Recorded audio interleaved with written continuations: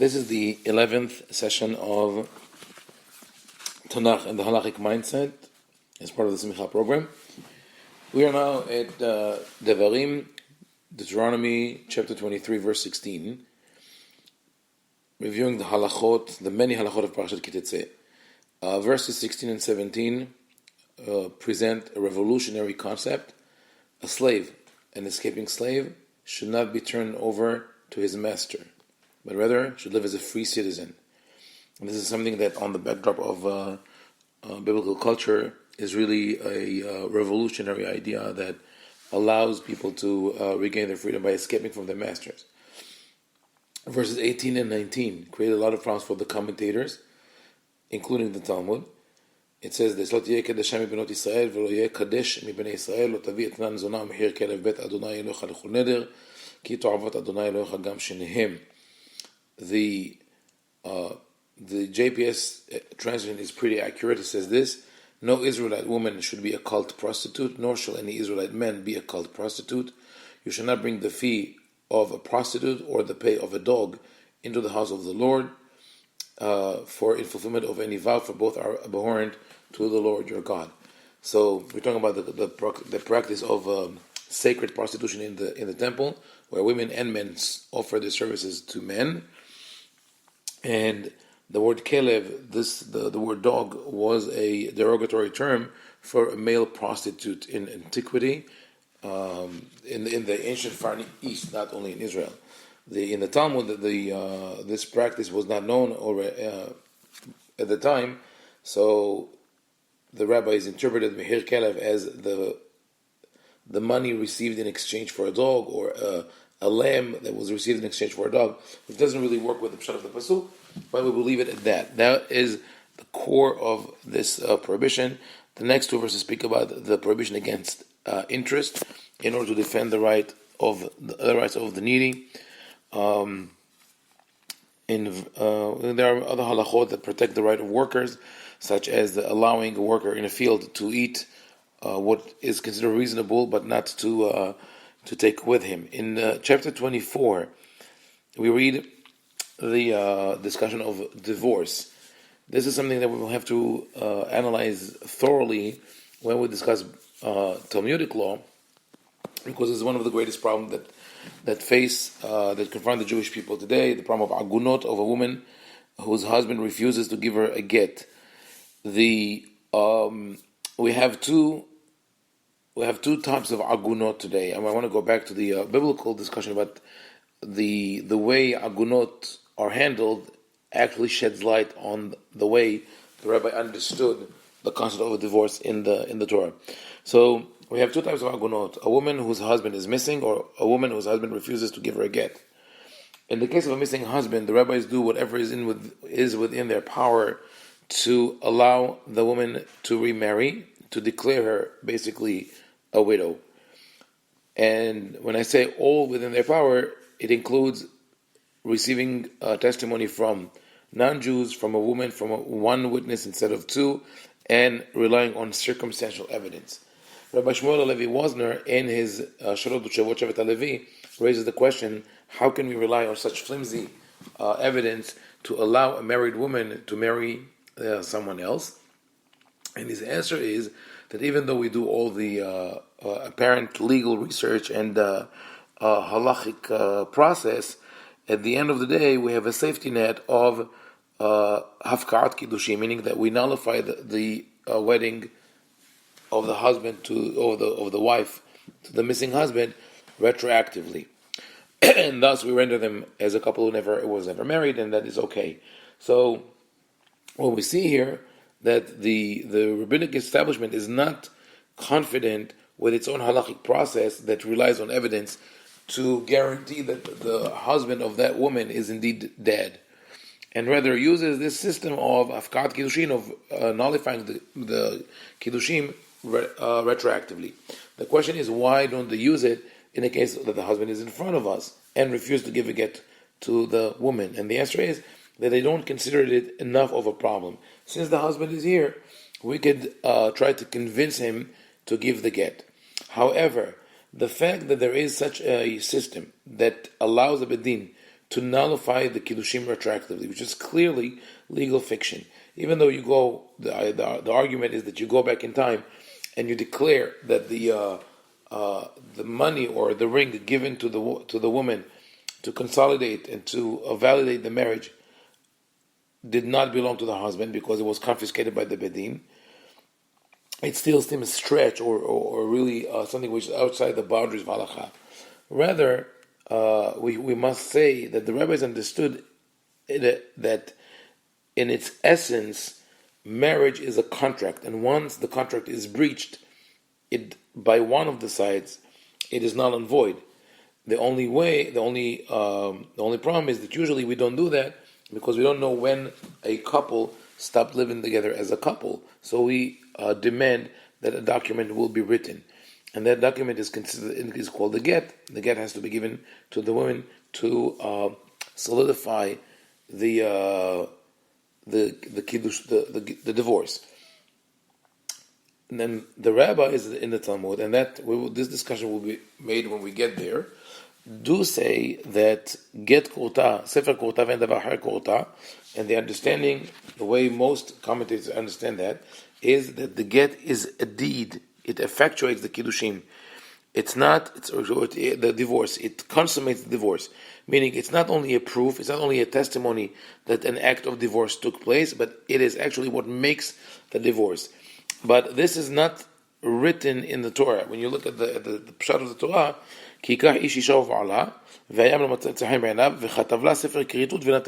writes the book of severance of contract, meaning it's not the writing that makes the severance, it's not the giving of the book, but the text is a text that says that this contract is null and void, which meaning that we could, with the backdrop of understanding that as the biblical halakha, and knowing what rabbinical halakha said, that the rabbis were willing to nullify kiddushin when necessary in order to release the woman from a bind, that we should really push that kind of legislation and have the rabbis pick up on that possibility of nullifying a kiddushin retroactively and allowing a woman to remarry.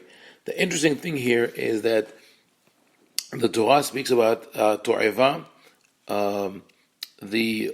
that if the woman, this divorced woman, married another man and then divorced again, the first husband cannot go back and remarry her. This obviously is a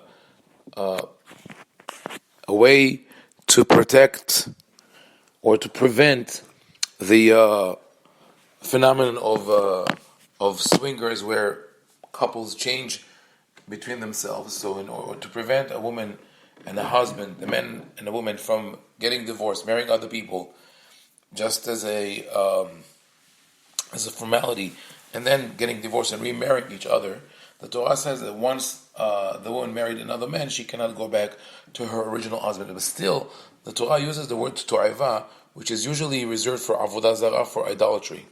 So there's a strong indication that the whole idea of divorce and then remarriage was not welcomed at the time of the Torah, and we might say that this is the reason that the Torah did not provide any protection for the woman in case of divorce, because divorce was unheard of. The only reason for someone to initiate a divorce was the extreme promiscuous behavior of the woman, or really deep hatred between the husband and wife.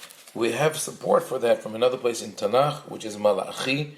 In Malachi chapter 2, verse 13, we read the following: "Vezot sheni ta'asu kasot dimai mizbech Adonai b'chiv anaka me'en od penot el mincha v'lakachat ratzon miyedchem." God says that you cover the altar of Hashem with tears, weeping, and moaning, so that He refuses to regard the oblation anymore and to accept what you offer. And then you ask, because of what? "V'amartem alma al ki Adonai ya'id benecha u'beneshet ne'orecha she'ata bagadet ba v'chavertecha v'eshet beritecha," because Hashem is witness between you and the wife of your youth, with whom you have broken faith, though she is your partner and covenanted spouse.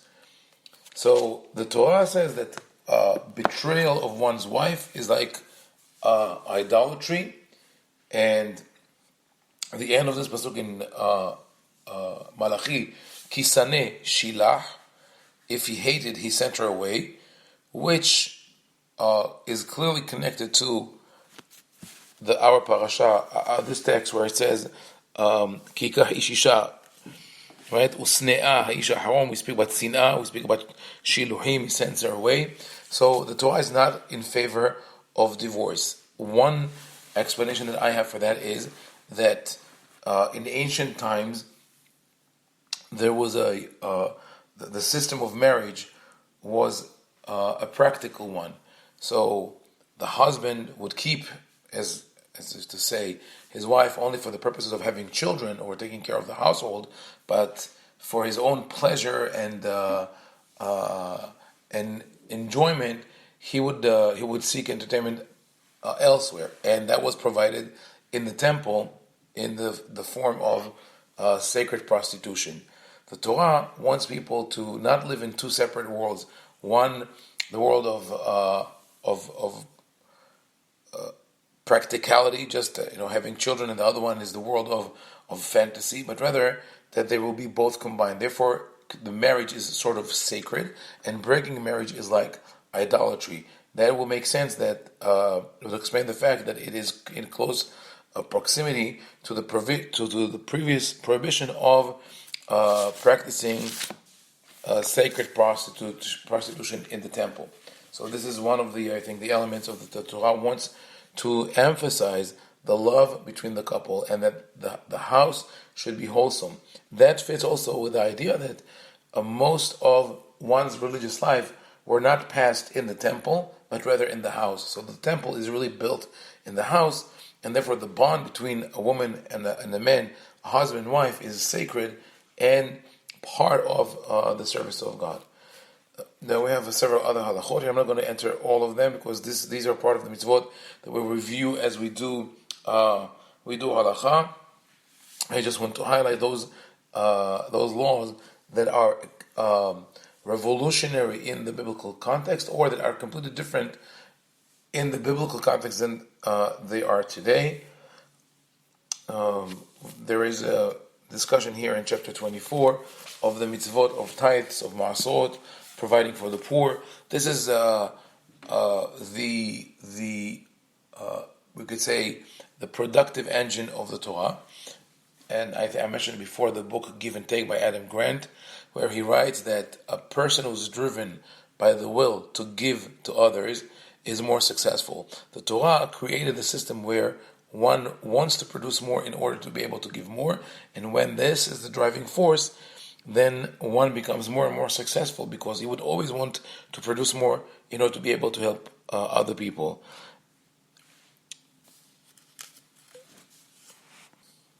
In chapter 25, verses 5 to 10, we read about the lever law, the law of Yibum, which is an interesting case of seeing how culture has changed. We have three references in the Torah to the issue of Yibum. One here in Parashat Ki-Tetzeh, where the Torah limits the concept of Yibum to the brother of the deceased. Only the brother should marry the widow, and only if he wants. If he doesn't want, or she, it doesn't really say that, but we assume that if she doesn't want, she doesn't have to get married. She could be released by halitza, which is a sort of a get, but it's not clear from the pasuk. And then we have two other instances which seem to suggest the idea of yibum, of levirate law, but they're not accurate in their halakhic details. One is the case of Yehuda, where Tamar, his daughter-in-law, sought to be with him after her two husbands, both of his sons, Ayer and Onan, died, which seems to suggest that at that time the levirate law could have been carried by anyone in the family who was related to the deceased.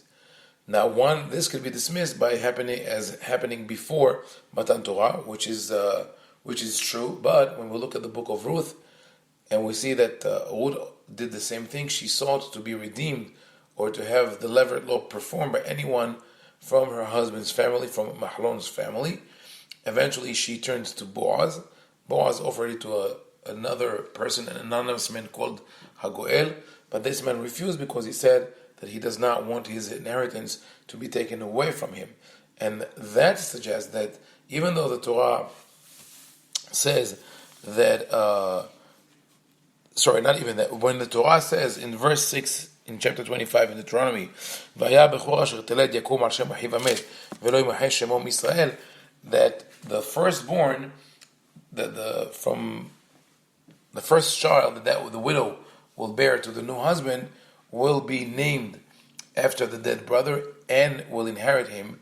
So the brother, in a sense, becomes a surrogate father. He only fathers the child, but the child is not his.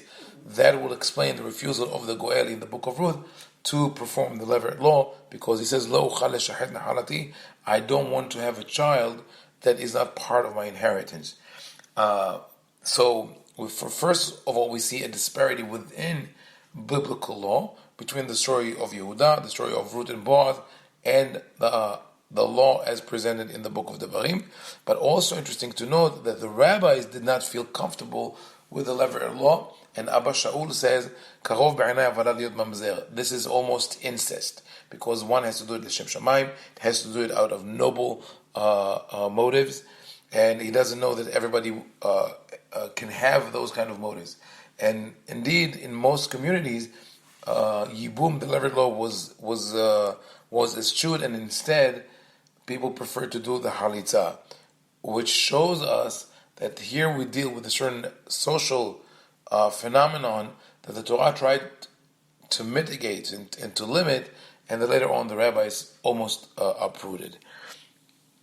We have in verse 15 to 16 an emphasis on business ethics, and the breaching business ethics is considered to'ivah, like idolatry. In verses 17 to 19, we find the commandment of annihilating Amalek. Spoke already about that this is one of the difficult things for us to understand, the annihilation of a whole nation. Chapter 26, we find this Parashat Kitavo, 26 verses 1 to 10, to 11. The Torah speaks about the bringing the first fruit to the temple and making what is called vidui bikurim, the statement of the bikurim, of the first fruit.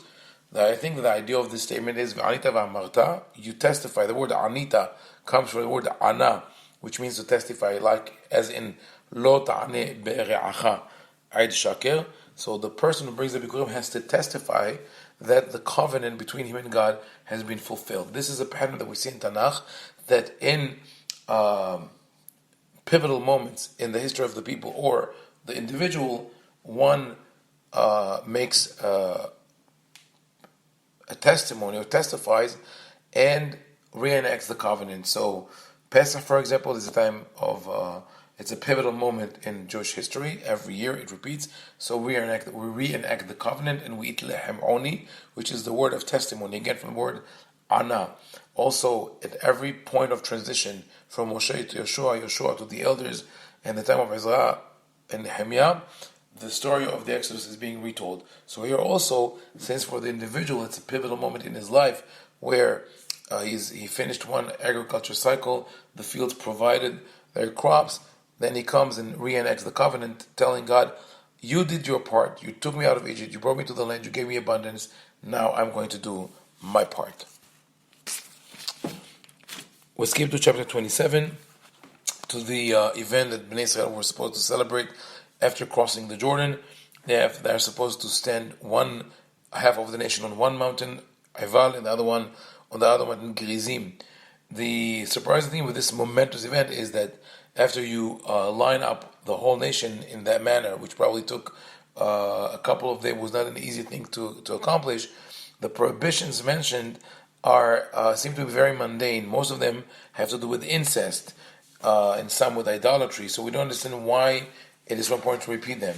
The answer to that is, if we read the prohibitions, they are one who makes a sculpture or molten image, one who insults his father and mother, who moves his fellow's countryman's landmark, who misdirects a blind person, who subverts the rights of the stranger, the fatherless, and the widow, who lies with his father's wife, who lies with any beast, who lies with his sister, who lies with his mother-in-law, and one who strikes down his fellow countrymen in secret, and one who accepts bribe. So it seems like a hodgepodge of Isurim, most of them well understood, others a little esoteric. Why are they all put together? What is the significance of all these prohibitions mentioned together at the time of the crossing of the Jordan? I believe that the key word to answer this question is the word basater, in hiding. It appears in verse 15. Cursed is the man who makes a sculptured or molten image, abhorred by the Lord, a craftsman's handiwork, and sets it up in secret. And then again, at the end, framing that, basater, cursed be he who strikes down his fellow countrymen in secret. This is the envelope. The common denominator to all these prohibitions is that they have an element of doing things in hiding. Regarding idolatry, this is a specific prohibition about idolatry practice in hiding. That is a prohibition against harboring thoughts of heresy, which one cannot determine. You can see a person who behaves in the most orthodox religious way possible, but you don't know what's in that person's heart. Makle v'imo, insulting one's parents. This again is something that usually is done in hiding. When they're outside, he would treat them with great respect, but at home, with the disrespect and disparagement. Masi givul ra'eu, to move a fellow's countryman landmark. This is something that usually is done in hiding. Everyday neighbors move the border or the fence a couple of inches, and the other person does not pay attention. Misleading or misdirecting a blind person, distorting justice for the sojourner, the orphan, and the widow. Those are things that are done in secret. No one knows if the judge is judging correctly or if he distorts justice. Then the incestuous relationships mentioned here are specific to the situation where men and these women, this level of relationship could be together in the same place and commit those incestuous relationship without anyone knowing. It ends with lokeach shohad lakor nefesh dam naki, one who receives bribe, which obviously is a distortion of justice, which is done in hiding, and maker ra'eu basater, he who strikes down his fellow in secret. Even though it seems to suggest that it speaks about murder, I would say that it speaks about lashon hara, about gossip, because it's the way to strike against another person without the other person knowing what is the source of this attack. Now, the importance of understanding that the Torah emphasizes the setter element is that in studies of modern society, from an evolutionary point of view, it has been proven that one of the great contributions of religion to society is the fear or reverence that people feel towards the divine, and therefore they avoid sinning even when no one sees them. So exactly basater. In one such case, Dan Ariely, who studies the decision-making process, conducted an experiment where people were asked to write the Ten Commandments before taking a test. Now they were not. Some of them didn't know the Ten Commandments. Some of them didn't know any of them. But what was surprising was that the people who were asked about the Ten Commandments before starting a test cheated less than people who were asked a random question such as name the top 10 books or top 10 movies, which shows that the fact of just mentioning the idea of 10 commandments of a divine entity causes people to be more cautious because they feel that someone is watching them. That, I think, is the importance of that covenant made when Bnei Israel entered the land. After these mitzvot, we find the klalot, the curses against those who transgress the Torah, and sort of a wrap-up of the book of Devarim and a historical review. One less important thing about the book of Deuteronomy that we find in Parashat Ha'azinu, the concept of history. Zechor yemot olam, binu shenot dor vador. As trivial or taken for granted as it seems today, the cause of history was a completely revolutionary idea in the ancient world. Paul Johnson, in his book History of the Jews, explains that the Jews introduced history to the world. History in the sense of a life with a purpose. You have your ideology is rooted somewhere in the past. You live the present and you project for the future, either for your immediate generations or for generations to come at the end of days. But there's always a positive pull, a trajectory that leads you, if not you directly, but your descendants or the whole world, towards a better place. Whereas in other mythologies, like the Greek, like Scandinavian, Egyptian, but especially the culture that the Jews were exposed to, in all these cultures, religions was fatalistic. The gods were whimsical. They did with humans whatever they wanted. One could have done good all his life and be smitten with terrible diseases and plagues. Or, the end of days will come and then the gods will start everything from the beginning. Whereas in Judaism, there's constantly a movement towards redemption, either on the personal level, the communal, national, or global level. So with that, we conclude the book of Deuteronomy, and we're going to look at the books of Nevi'im, the few references that we have there to practical halakha. We have concluded the book of Deuteronomy, but when we move to the next book, Yoshua, Shoftim, Shmuel, Melachim, we find almost no references to the daily practice of what the Jews did, or Israelites, what did they do in terms of the observance of mitzvot. The few things that are discussed is, of course, idolatry, the way that the Israelites kept relapsing to idolatry and paganism. We read about the wars waged against the inhabitants of the land. There are issues of corruption when we read about the kings and maybe the sons of Shemuel and the sons of Eli. But overall, we don't find detailed description of how religious life, what religious life was like. One of the outstanding examples in the books of Melachim is Melachim Bet, 2 Kings chapter 23, when King Yoshiyahu decides to renovate the temple and finds out that the temple is rife with avodah zarah. But the interesting thing here is one of the most contested events in the biblical narrative is that while they are renovating the temple, this is about the 7th century before the Common Era, they find a Sefer Torah that some say was the full Sefer, some say was only the book of Devarim. It is presented as such. This is in verse 8 of chapter 22, and they bring the Sefer to the king. Then they take it to the prophetess Huldah, and they are shocked to find out that the way they worship God is not the right way. So when you read chapter 23 and you want to know what is that they did that was not right, we are amazed to see a list of idolatry that is just inconceivable. So this is important, especially for those who come with a nostalgic view. In the past, everybody was religious. Here we have the temple in Jerusalem, prophet and prophetesses all around. The Sefer Torah is found in the temple. They had no idea of what's written in it. And here is a description of what he took out, King Yoshia took out of the temple. Then the king ordered the high priest Hilkiah, the priest of the second rank,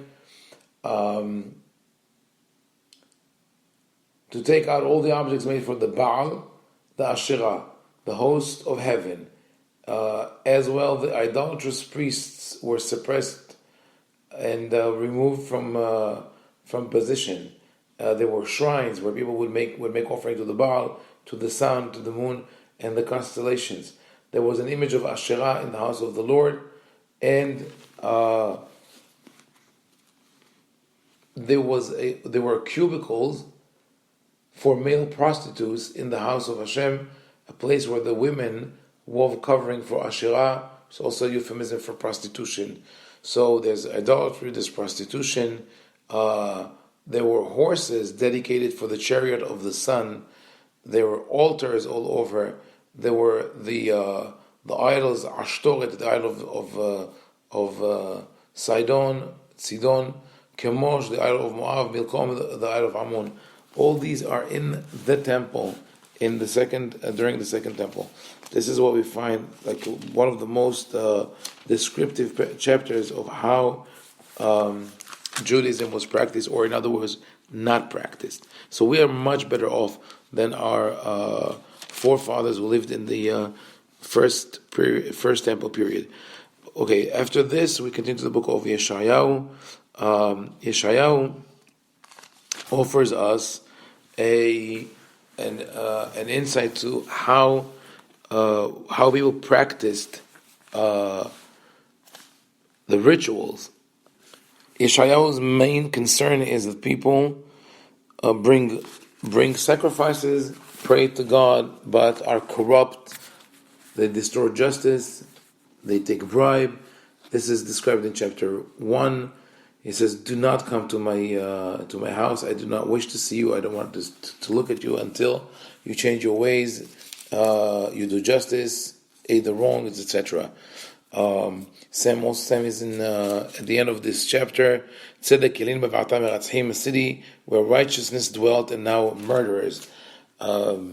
He rebukes the leaders for being thieves, for accepting bribes, and for not judging the orphan and the widow, which are the weaker layers of society. This is in chapter 1 of Isaiah. In chapter 2, we see the vision of Judaism as projected to the whole world, which drives the point of Jews or Israelites as teachers to other nations, which would mean that we should welcome those who want to join the ranks of Judaism.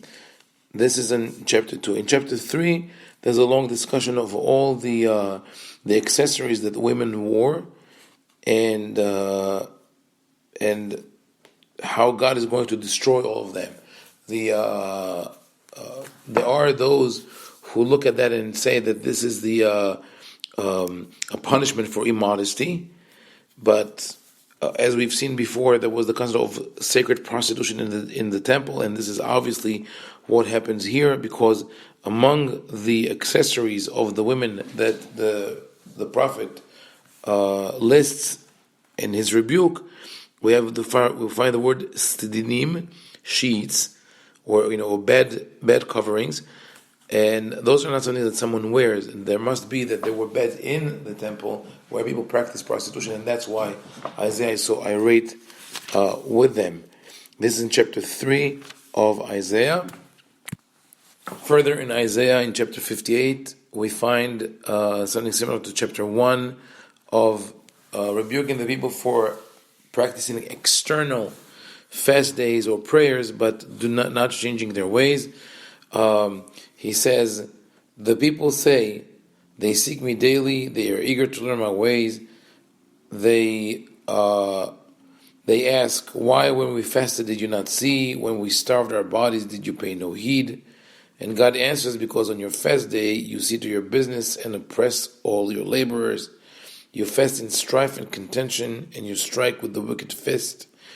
So this is the same theme of the first chapter. We could conclude that most of the book of Isaiah, with the prophecies of moral and ethical values, he speaks about two main things. One is the rejection of idolatry. The other is the insistence on social justice and righteousness and honesty. So that is what we find in Isaiah in terms of observance of the law as in biblical law. We know that people were idolatrous, and that the prophets call for them to follow the law of the Torah in what has to do with business ethics and justice. After we highlighted those several chapters from Isaiah, we move on to Jeremiah, like Yeshayahu, rebukes people for being corrupt. In chapter 5, verse 25 to 28, he says, Like fowlers lying in wait, they set up traps to catch men. As a cage full of birds, so their houses are full of guile. That is why they have grown so wealthy. They have become fat and sleek. They pass beyond the bounds of wickedness, and they prosper. They will not judge the case of the orphan, nor give a hearing to the plea of the needy. So again, Yirmiyahu speaks about the same concept of corruption and distortion of justice. He also, in chapter 7, with very harsh words, speaks to those who come to visit the temple and say, the temple, the temple, the temple.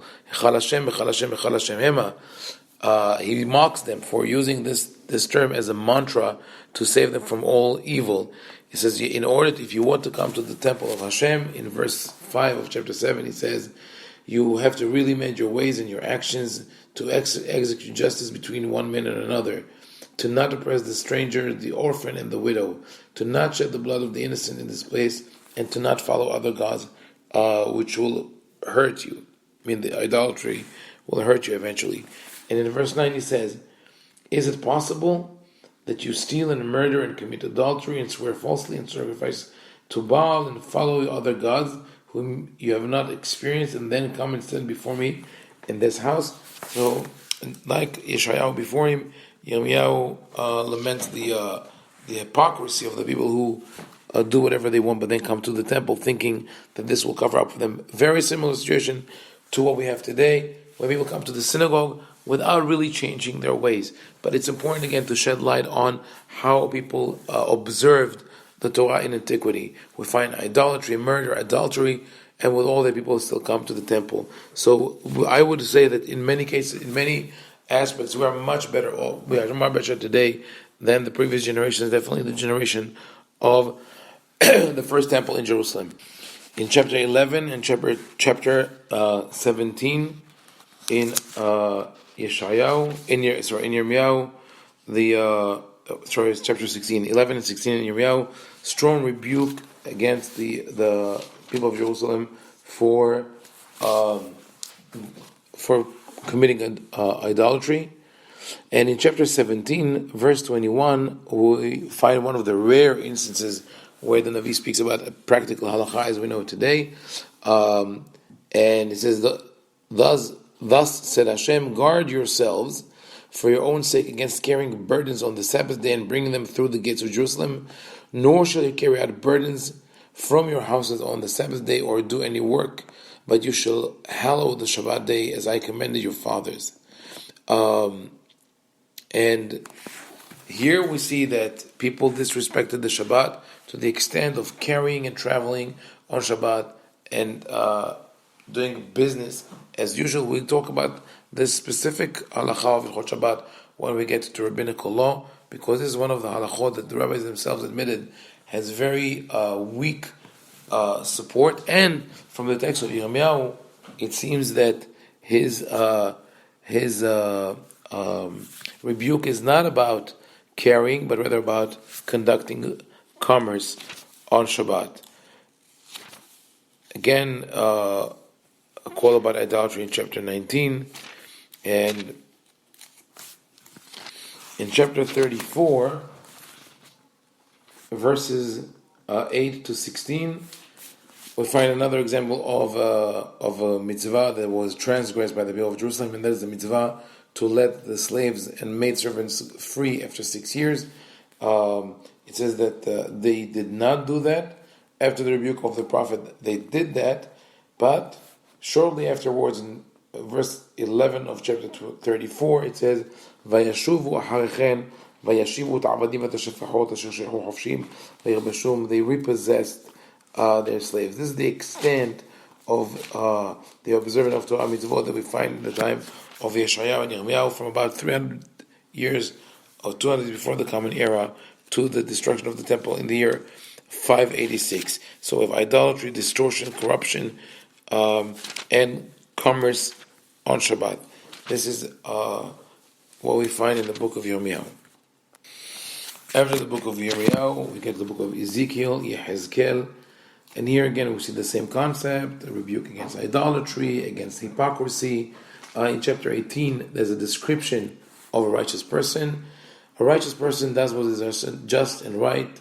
He will not eat it on the mountains, meaning sacrifices of idolatry, or he would not raise his eyes to the fetishes of the house of Israel. He has not committed adultery, or he has not wronged anyone. He has returned the debtor's pledge to him, and has taken nothing by robbery, has given bread to the hungry and clothed the naked, has not lent an advance interest or exacted accrued interest. He has abstained from wrongdoing and executed true justice between men and men. This is the definition of righteous person according to Ezekiel, but he says there are none such people among the Israelites. As a matter of fact, in chapter 8, Ezekiel is brought to the temple by prophetic vision, and he sees the elders of Israel inside the Holy of Holies worshipping idols, while the people are waiting outside and then think that the elders are conducting the right rituals. So we see how deep this corruption went. And here also, like in most of the other books of Nevi'im, we don't find detailed description of how people live their religious life. It seems that at most times, people didn't practice much of halakha. Even the laws that govern the way they live at home and in the field were not kept. I mean, that even those were most of the laws. Maybe that's the reason that we shifted to the ritual instead of demanding that people will observe mitzvot in their daily practice, in the way they conduct business, etc. So much emphasis was put on prayers and readings and blessings, because those are much more easier to perform. It's easier to buy a gigantic lulav or to blow the shofar 100 times than to mend one's ways and become honest instead of being corrupt. We could say that we conclude the book of Ezekiel and the books of the major Nevi'im Rishonim and Aharonim, except for Tre'asar, which we'll review in the next session. So in this class we've covered the end of Deuteronomy, where we have many mitzvot, and reviewed basically the books of Yoshua till Yehezkel, where we find very little description of actual mitzvot, more rebuke against idolatry, hypocrisy, distortion of justice, bribery, etc. We will find some more halachot in the last books of Tanakh, but it's important to note that we have very little evidence of how people used to observe the Torah and mitzvot in the time of the First Temple.